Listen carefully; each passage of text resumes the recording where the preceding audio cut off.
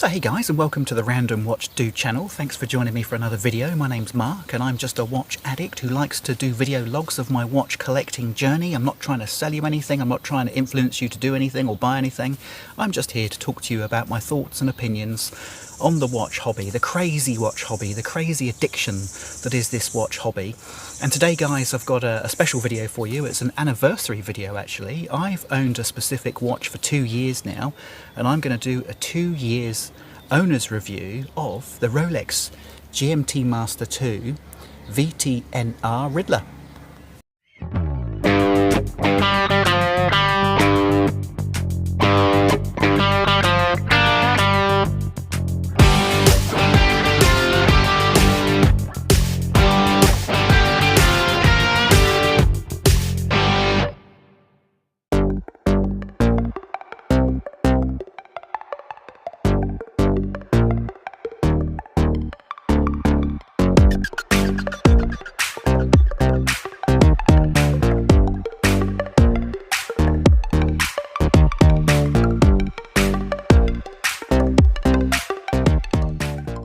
So 2 years with the Riddler guys, 2 years with the VTNR Riddler, and I thought it would be a really appropriate time for me to just make a quick video just talking about my thoughts on the watch itself, the wearing experience as an owner, as a wearer, now that the honeymoon period's over, now that the novelty's worn off, and you know, now that lots of other things have happened in the watch industry. I've had other watches come and go since I picked up the VTNR GMT Master 2 as well, so I thought it was a good time to just do an owner's review, a frank, honest owner's review. And of course an owner's review of any Rolex has to start with the buying experience. It has to start with, well, not necessarily the experience per se, but just how did I get hold of what is actually a very desirable GMT Master 2. There's no denying that. How did I get hold of it? Well, of course, number one, I had a relationship with a Rolex authorized dealer. Number two, I had bought other watches from that Rolex authorized dealer. I've made a video on this in the past, so I'm not going to go over it in too much detail now. So I had a relationship, I had a buying relationship, and the other thing is, guys, you know, I guess a good, honest, frank, open conversation about watches every time I went and talked to my AD. I didn't go in there, you know, and gave the slightest opinion that I was anything other than a genuine enthusiast, a genuine guy that was just interested in watches. I wasn't a flipper, certainly wasn't a dealer. I wasn't trying to make a quick buck out of just buying a Rolex, because bearing in mind I bought this in early 2023, so yeah, it was still a very, very big time in the watch industry in terms of the prices were escalating astronomically in terms of the Rolex range in particular. So yeah, what I'm basically saying, guys, is I had a genuine relationship with an AD who knew that I was a watch enthusiast, and that's really important. That's really, really important as well, and not as important as a spend history, of course, because if you want a Rolex GMT Master 2 or a Submariner or anything like a Daytona, for example, a Steel Sports Daytona, you need to have spent some money. Make no mistake, you need to have spent some money. So I had. Anyway, nobody was more surprised than me when I received a phone call one day actually from said authorised dealer who I had a good relationship with. Thank you very much, Sam.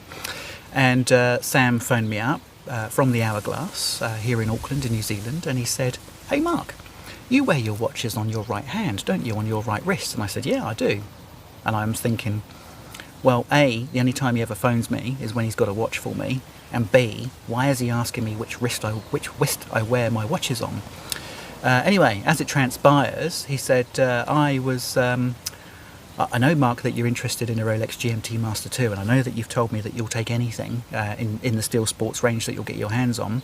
He said, I've had approval, because of course the sales associates have to get approval from managers higher up the food chain to offer you a Rolex GMT Master 2. He said, I've had approval to offer you the Sprite. The Sprite. And I was blown away. I was absolutely blown away. I mean, I've had a couple of calls for a Rolex in the past, prior to this, and I've had a couple since. But I was never as surprised as when I got the call for this watch, because it had only actually been released about 7 or 8 months previous. It was released in April 2022, and I I received the watch in well, right at the end of 2022, early 2023. So it had only been on the market for 7 or 8 months, and nobody was more surprised than me when I got the call for the watch. So that was a really, really great experience. And I walked in, I had a fantastic experience buying the watch. And yeah, guys, 2 years. So what does it feel like? What does it feel like to own this watch 2 years down the track?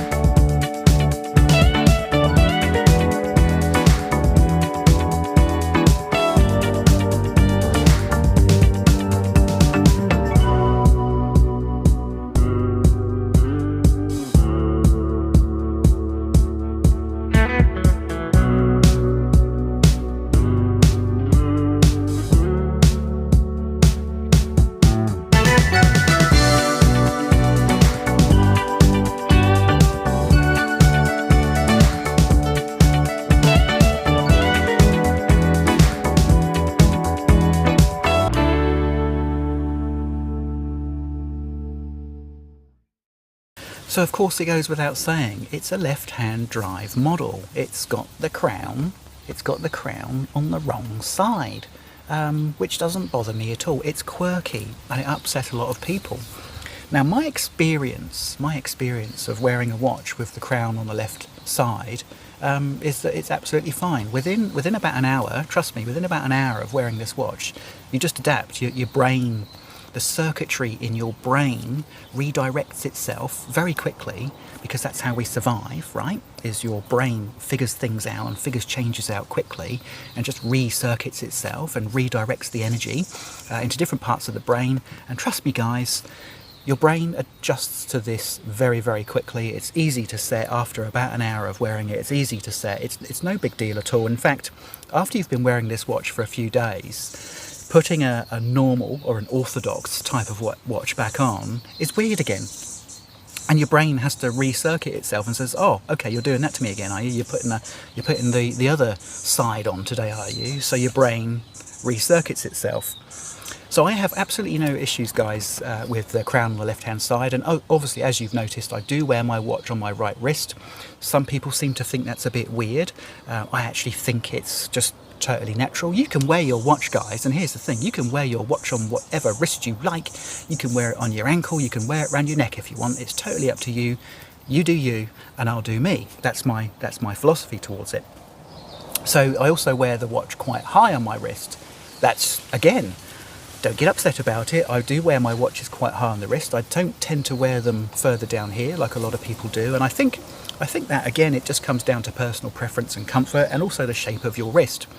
So all in all, guys, this left-hand drive GMT Master 2 model fits snugly and beautifully on my wrist. I couldn't be happier with the wearing experience of this watch. I'll be honest with you, it wears beautifully. It doesn't have the micro adjust that you'll see on some of the sports watches like the Submariner. It doesn't have the micro adjust, the glide lock micro adjust, should I say. And because of that, the watch can sometimes feel a tiny bit tight or a tiny bit loose. But this is a first world problem because it's only in the last 10 years, let's say, that watches have had really good micro adjust clasps or glide lock clasps. So guys, yeah, look, it fits really comfortably, really beautifully. I'm very happy that I've got the Oyster. Now, there's a reason that I'm happy that I've got the Oyster, and that is because I really love, because of course you have the option to get the Jubilee bracelet on a lot of Rolexes, including on this model.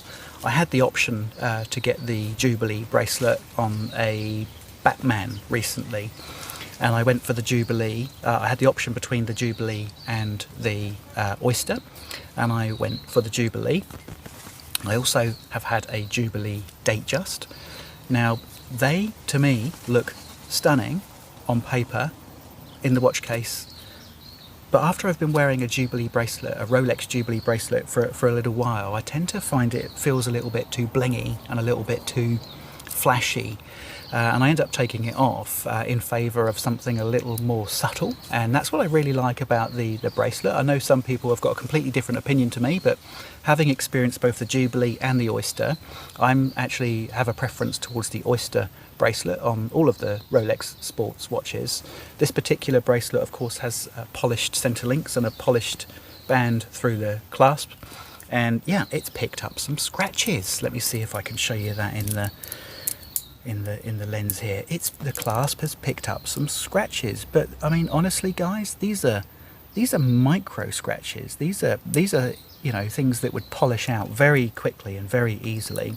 And you know what, I really like the fact that a watch like this, which so often spends its time in the safe or in the watch box, never seeing the light of day because somebody bought it thinking it's going to be worth triple its retail price in a few years' time when it gets discontinued. And there are probably more watches sitting in safes and in watch boxes never seeing the light of day. They're in pristine condition. Then there are people like me that actually just wear the damn thing. And yeah, it's picked up some micro scratches. It hasn't picked up any dings, hasn't picked up any significant knocks. It's just picked up some micro scratches from daily wear. So I'm actually quite pleased about that. I'm pleased that I've actually, after you spend so much money on a watch like this, you want to wear it, don't you? I mean, unless you're a flipper or an investor, or just someone who's got far too much money and far too many watches, you really want to be wearing a watch like this fairly frequently. So how often do I actually wear this watch? I've had it 2 years. How often do I actually wear this watch?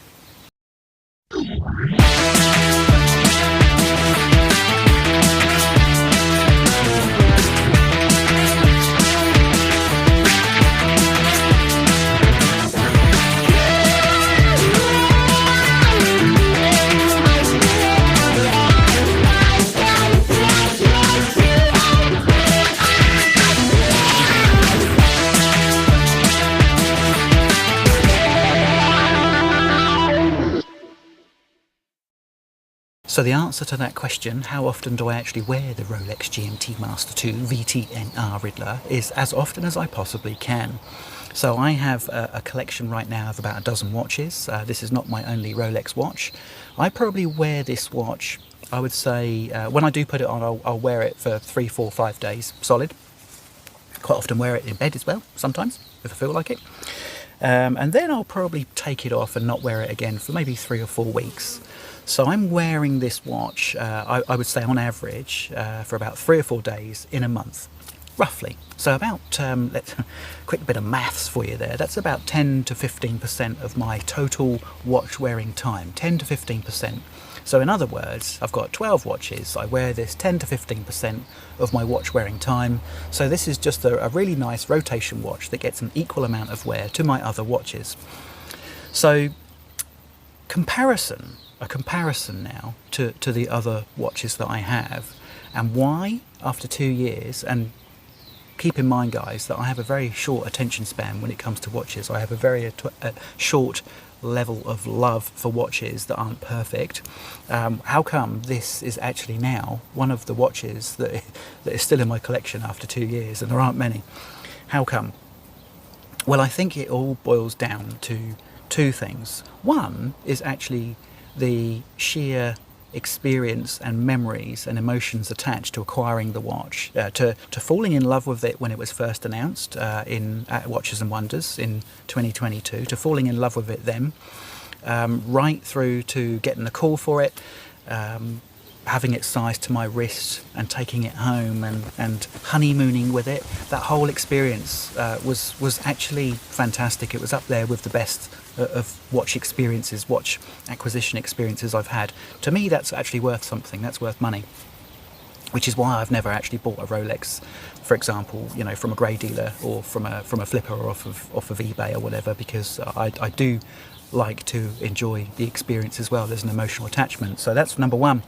And number two, the reason it's still in my collection after 2 years, notwithstanding the fact it's a Rolex and it's comfortable and it's very accurate, it's actually just really unique as well. And in a world, and I've said this before, in a watch world where everything looks the same, you know, where the differences that you're looking at in watches are, you know, the sizes, the hand shape and the indices, you know, and the type of lume and the colour of the bezel, and whether a watch has a micro adjust or not, or a diver's extension.